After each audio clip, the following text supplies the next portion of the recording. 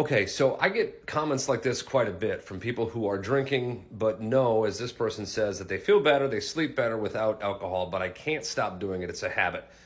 What if you could stop doing it? What is keeping you from stopping doing it? You say that you're bored. So why not then find something to do at that time when you would normally drink to keep you from being bored? So you have the mental clarity here, the awareness to understand that it is a habit. You're doing it because you're bored, and yet you say you can't stop doing it.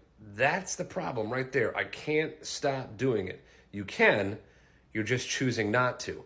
All of us can stop doing it, right? If you're able to pick up your phone, watch this TikTok, comment on it, you're able to not put a drink in your mouth. And I think sometimes we just lean on this excuse, like, well, maybe other people can do it, but I can't. That's not true.